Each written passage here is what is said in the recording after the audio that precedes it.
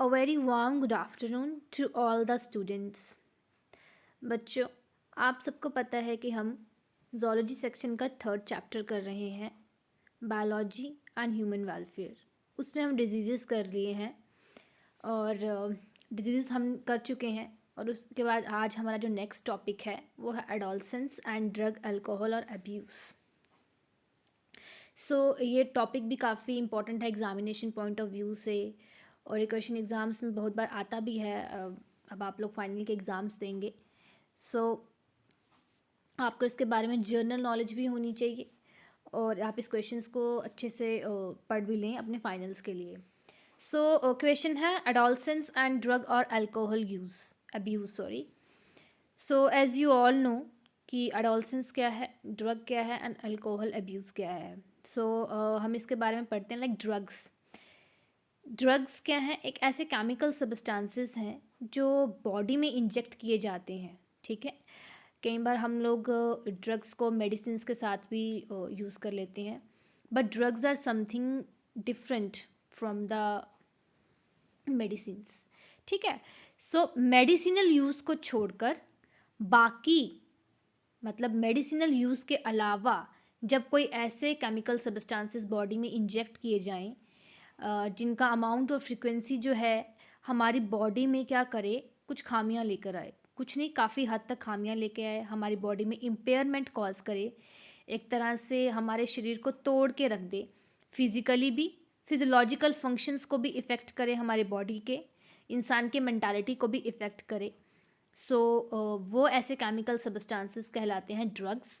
और उनको इंजेक्ट होने के बाद जब उनको हम लेते हैं एक तरह से, उनको अगर हम ज़्यादा अमाउंट में ले लेते हैं, फ्रिक्वेंसी इनकी ज़्यादा अगर हम लेते हैं और उससे हमारी बॉडी में इम्पेयरमेंट होती है, फिज़िकल, मेंटली एंड फिज़ोलॉजिकल फंक्शंस अच्छे से काम नहीं करते हैं और बहुत ज़्यादा हमारी बॉडी में चेंजेस आना शुरू हो जाते हैं, ऐसी स्थिति को हम कहते हैं ड्रग अब्यूज़, कि हम उसका अब्यूज़ कर रहे हैं. कॉमनली जितनी भी ड्रग्स हैं like opioid, cannabinoids, Coca alkaloids, cocaine, caffeine, ये भी एक तरह से मीन्स कि जो इनके कंपाउंड्स हैं वो किस लिए हैं, बेसिकली एक टाइप का नशा पैदा करने के लिए होते हैं. ठीक है, इन चीज़ों में क्या होता है, टॉक्सिसिटी काफ़ी ज़्यादा हाई होती है और तभी कहते हैं कि बड़ी नशीली होती हैं चीज़ें, नशा पत्ता नहीं करना चाहिए, क्योंकि इंसान को मेंटली भी वीक कर देती हैं और इंसान इतना कमज़ोर हो जाता है कि वो इनके ऊपर टोटली डिपेंड हो जाता है. इन्हें सोचता है कि मुझे कंज्यूम ही करना पड़ेगा इनको, तभी उसे वो खुशी मिल पाती है. मेंटली वीक होने के कारण उसे बहुत सारे फिज़ियोलॉजिकल वीकनेस से भी गुज़रना पड़ता है, बहुत सारे फिज़िकल बॉडी में डिफेक्ट्स आ जाते हैं. these are drugs and this is the drug abuse. Next we have adolescence. Adolescence क्या होता है? एडोलसेंस एक ऐसा पीरियड होता है, ठीक है, एक इंडिविजुअल की लाइफ का ऐसा पीरियड होता है जब वो रिप्रोडक्टिव या सेक्सुअल मैच्योरिटी अटेन करता है. ठीक है, बचपन के बाद और बुढ़ापे होने से पहले जो जवानी का पीरियड होता है, जब आपकी पुबर्टी स्टार्ट होती है, just the start of your sexuality और द रिप्रोडक्टिव मैच्योरिटी, ऐसे पीरियड को हम एडोलसेंस कहते हैं, which starts from the 13 and rest then 21 और 22, इतने से और 20 नियर अबाउट, ये रहता है एडोलसेंस का पीरियड. ये एक लिंक होता है चाइल्डहुड और अडल्टहुड होने का, जब एक इंसान टोटली मैच्योर होने से और एक तरह से मैच्योरिटी गेन करने के बीच पीरियड में होता है, तो उसे हम एडोलसेंस कहते हैं.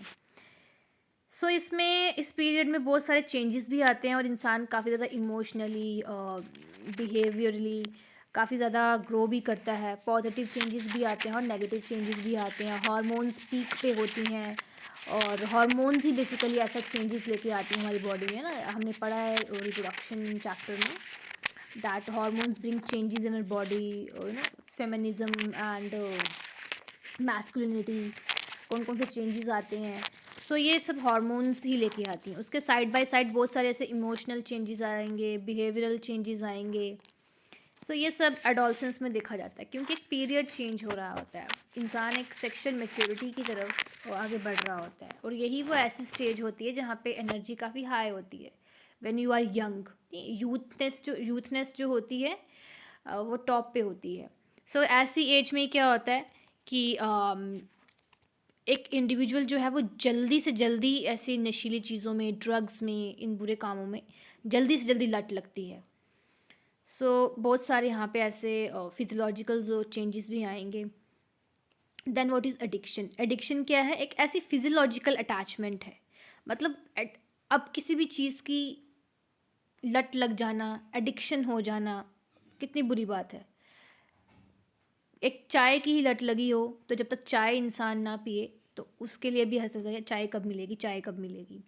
सो एडिक्शन एक ऐसी फिजियोलॉजिकल अटैचमेंट है। फिजियोलॉजिकल अटैचमेंट मीन्स कि बॉडी में अंदर जितनी भी एक्टिविटीज़ हो रही हैं, फिजियोलॉजिकल एक्टिविटीज़ हो रही हैं, उन्हीं की एक ऐसी अटैचमेंट है कि एक ऐसी मतलब इंसान की मतलब ज़रूरत या ज़िद या हट बन जाती है कि किसी चीज़ से इंसान एडिक्टेड हो जाएगा, और जब तक उसे वो चीज़ नहीं मिलती इंसान को चैन नहीं आएगा।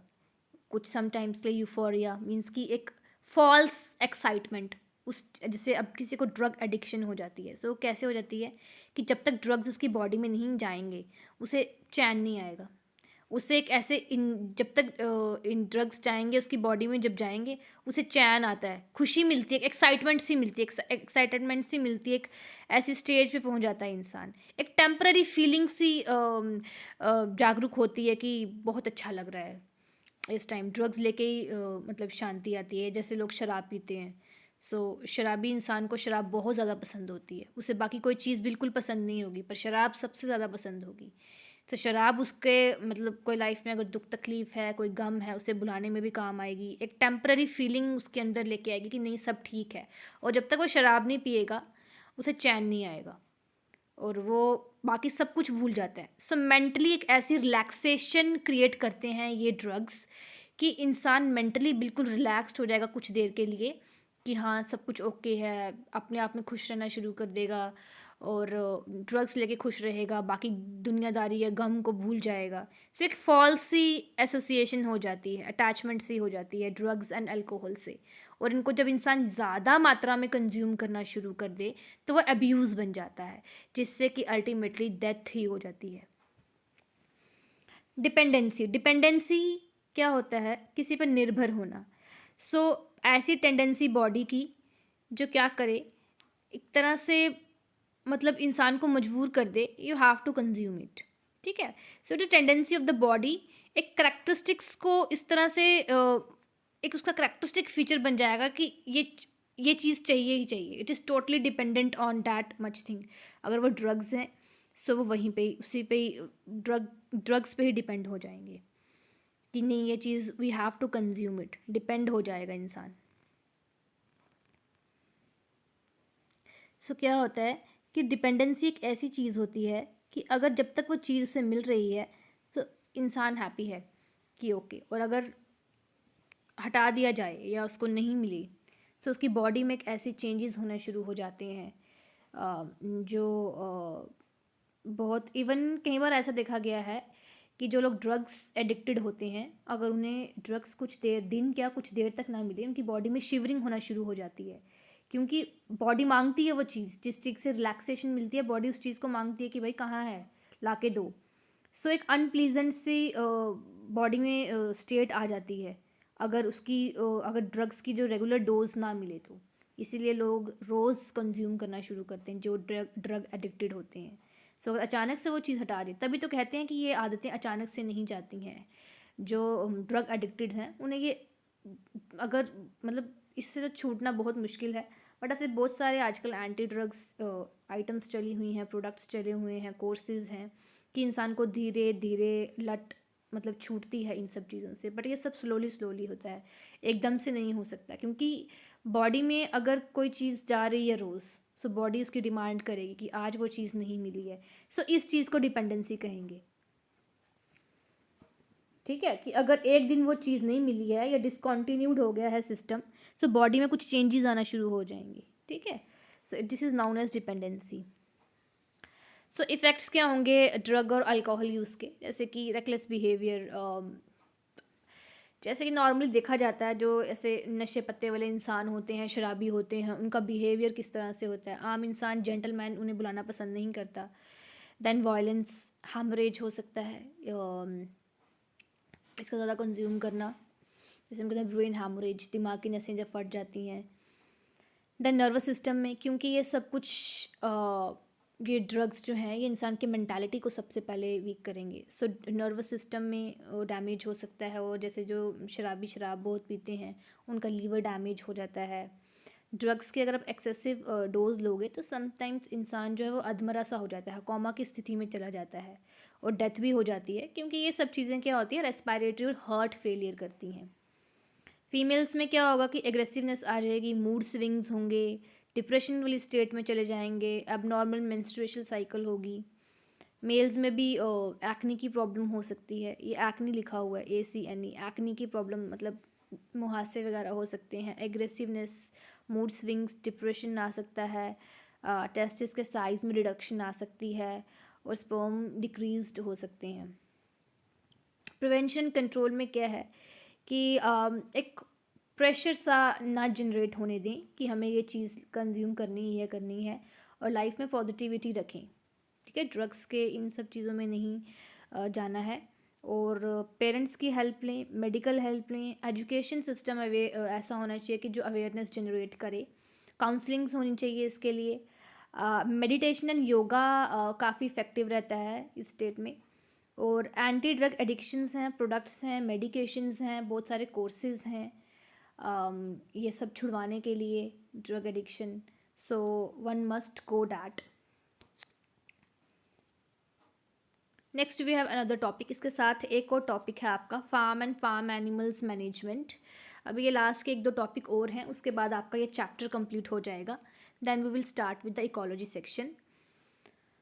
और वैसे आप लोग जितना मैं करवा रही हूँ आप उसको ज़्यादा फोकस करें, बड़े सारे बच्चों की क्वेरीज आती हैं, सो इसको इतना परेशानी नहीं लेना, जैसा मैं आपको करवा रही हूँ वैसा आप लोग करते जाइए। अगर आपको ये नोट्स बेटर रखते हैं आप इन नोट्स से लिखिए, या आपके पास अगर कोई और मटेरियल है, so whatever you are satisfied उससे करें। और एग्ज़ाम में जैसा मतलब आउट ऑफ सिलेबस वाली कोई चीज़ तो है नहीं, जितना आपको मैं करवा रही हूँ उसमें से ही डालूँगी मैं, सो इतना प्रेशर लेने की ज़रूरत नहीं है। So we have next topic farm and farm animals management, कि फार्म और फार्म एनिमल्स की मैनेजमेंट कैसे होती है। फार्म एंड फार्म एनिमल्स का यहाँ पे मतलब है कि जैसे फार्मिंग करते हैं, या वो ऐसे एनिमल्स जिनका किसी डोमेस्टिकेशन में यूज़ हो, लाइक किसी भी तरह से वो मतलब एक तरह से एनिमल्स का जो यूज़ अगर आए डोमेस्टिकेशन में, एग्रीकल्चर में, किसी चीज़ की प्रोडक्शन में, so that's why they are known farm and farm animals. अब इंसान शेर तो पाल सकता नहीं है, so it is not farm animals. So अगर हम पाउल्ट्री फार्म मैनेजमेंट की बात करें तो जितने भी डोमेस्टिकेटेड फाउल बर्ड्स हैं, ठीक है, जैसे कि लोग मुर्गा पालते हैं, मुर्गी पालते हैं, सो अगर हम उनकी बात करें फाउल एनिमल्स की, सो डोमेस्टिकेशन जो फाउल बर्ड्स की है जैसे कि फूड के लिए, एग के लिए, तो उसे हम कहते हैं पाउल्ट्री फार्म मैनेजमेंट। आपने बहुत सारे पाउल्ट्री फार्म्स देखे भी होंगे। सो क्या है कि चिकन्स होंगे, डक्स होंगे, समटाइम्स गीज़ेस होते हैं, और बाकी मुर्गा मुर्गी तो होते ही हैं।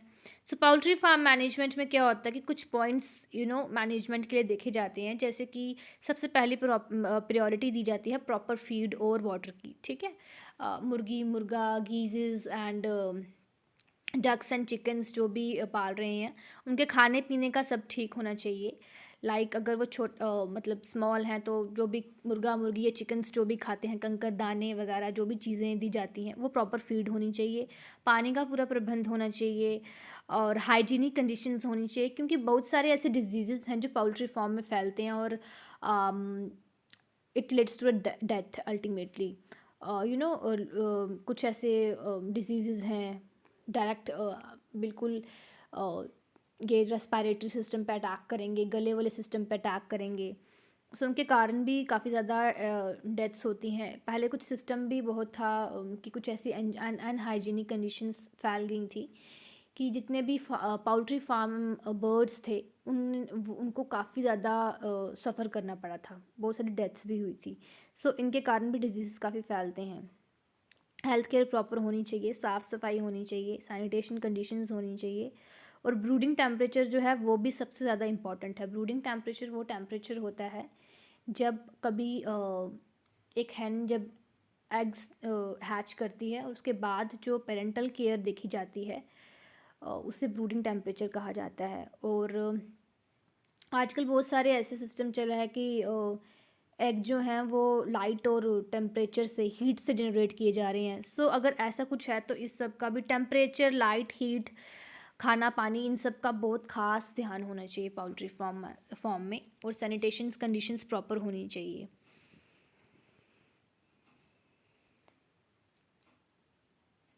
Then we have dairy farm management. Dairy farm management में क्या होता है, जितने भी ऐसे फार्म एनिमल्स हैं जो डेयरी यानी कि मिल्क एंड मिल्क प्रोडक्ट्स से संबंध रखते हों। सो डेयरी फार्म मैनेजमेंट में वो जो एनिमल्स जो हैं जो मिल्क और मिल्क प्रोडक्शन में हेल्प करते हैं उनकी मैनेजमेंट की जाती है, तभी इसे डेयरी फार्म मैनेजमेंट कहा जाता है। इसमें क्या होता है कि मिल्क की क्वालिटी और उसकी यील्ड को कैसे इम्प्रूव किया जाए। If the milk is very much हर कोई इंसान यही सोचता है कि अगर हम कोई चीज़ कंज्यूम कर रहे हैं सो वो अच्छी होनी चाहिए, क्वालिटी वाइज भी और क्वांटिटी वाइज भी। हर इंसान अपने बेनिफिट के लिए सोचता है। अब अगर दूध ही पानी पानी होगा तो कौन दूध कंज्यूम करेगा। Milk is a complete food. हर इंसान यही सोचता है कि, और डॉक्टर्स भी आजकल रिकमेंड करते हैं कि भाई एक इंसान को दूध ज़रूर पीना चाहिए। अगर वो बच्चा है तो वो ज़्यादा मात्रा में पिए, अगर वो एडल्ट है तो थोड़ा कम मात्रा में पिए। सो कैल्शियम जो है हमारी बॉडी में काफ़ी चाहिए होती है। सो उसके लिए मिल्क जो है वो काफ़ी इम्पोर्टेंस प्ले करता है। सो मिल्क की क्वालिटी कैसे अच्छी हो, सारे न्यूट्रिएंट्स उसमें हों, अच्छे से हों, और मिल्क की यील्ड कैसे इम्प्रूव की जाए, सो इट डिपेंड्स। इसके लिए फार्म एनिमल्स की मैनेजमेंट ज़रूरी है। अगर एनिमल्स अच्छा खाएंगे, जो गाय है, भैंस है, बकरी का दूध है, अगर वो सब अच्छा खाएंगे सो अच्छा लागू लगेगा और दूध की क्वालिटी और क्वांटिटी दोनों इंक्रीज़ होंगे।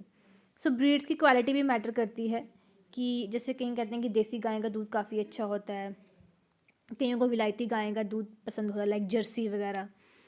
सो क्वालिटी जो है ब्रीड्स की जो फार्म में वो डिटरमाइन करती है मिल्क की यील्ड। अब ब्रीड किस किस नस्ल की गाय है या भैंस है, देसी है, विलायती है, मिक्स्ड है, कैसी है। सो गुड ब्रीड्स जो हैं वो उनकी हाई यील्डिंग पोटेंशियल होता है। जितने भी गुड ब्रीड्स हैं, अच्छी नस्ल की गाय भैंस होगी तो उनकी यील्ड जो है वो दूध की अच्छी होगी और रेजिस्टेंस उनकी काफ़ी ज़्यादा हाई होगी, है ना। रोग प्रतिरोधक क्षमता काफ़ी हाई होगी, बीमारियों से लड़ने के लिए उनकी काफ़ी ज़्यादा क्षमता होगी।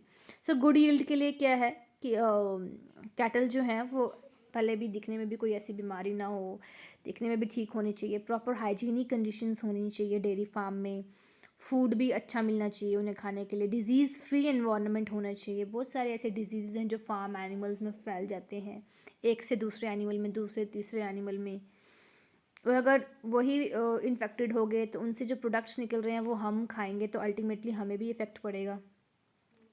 सो स्टोरेज का सिस्टम भी अच्छा होना चाहिए। अगर आप मिल्क या मिल्क प्रोडक्ट्स आप निकाल रहे हैं सो आप उनको कैसे ट्रांसपोर्ट करते हैं, कैसे स्टोर करके रखते हैं, इसकी मैनेजमेंट भी प्रॉपर होनी चाहिए। क्योंकि अल्टीमेटली अगर सब कुछ ओके है बट यहाँ स्टोरेज एंड ट्रांसपोर्ट में प्रॉब्लम आ रही है, कंडीशंस हाइजीनिक नहीं है, प्रॉपर वे नहीं है, सो इधर से भी मैनेजमेंट में त्रुटि आ सकती है, मैनेजमेंट प्रोसेस में सिस्टम में गड़बड़ी आ सकती है। अगर ऐसा होगा, स्टोरेज सिस्टम अच्छा नहीं होगा, अनहाइजीनिक कंडीशंस होंगी तो वही पुअर सैनिटेशन कंडीशन वाला जो मिल्क है वो आगे ट्रांसपोर्ट होगा और वही सब कंज्यूम करेंगे तो अल्टीमेटली बीमार होंगे। देन कुछ ये ऐसी छोटी छोटी डेफिनेशंस हैं जो हो सकता है कभी आपको एग्ज़ाम में 1 मार्क्स में पूछ ली जाएं या आपकी जनरल नॉलेज के लिए भी, क्योंकि इसी से एसोसिएटेड है। So this is for you, आपकी चॉइस है। जैसे कि एनिमल ब्रीडिंग। एनिमल ब्रीडिंग क्या है? एनिमल ब्रीडिंग एक ऐसा प्रोसेस है जिसके थ्रू हम एनिमल्स को और उनकी जितनी भी क्वालिटीज़ हैं उनको इम्प्रूव करने की कोशिश करते हैं। ठीक है, मीन्स कि एक काफ़ी ज़्यादा एनिमल हस्बेंड्री जो है, एनिमल हस्बेंड्री में क्या किया जाता है कि एनिमल ब्रीडिंग देखी गई है उसमें। और एनिमल ब्रीडिंग में क्या किया जाता है कि अगर हम एनिमल के बीच में मेटिंग करवा रहे हैं, ठीक है, अगर हम एनिमल्स के बीच में मेटिंग करवा रहे हैं, सो उनके हमें कुछ एक ऐसा चाहिए जो डिज़ायरेबल क्वालिटीज़ का हो। सो हम उसमें क्या करते हैं, कुछ इस तरह से मेटिंग या ब्रीडिंग की जाती है कि एनिमल्स की जो क्वालिटीज़ है इम्प्रूव किया जाए और हमें जो डिज़ायरेबल क्वालिटीज़ चाहिए वो हमें मिलें।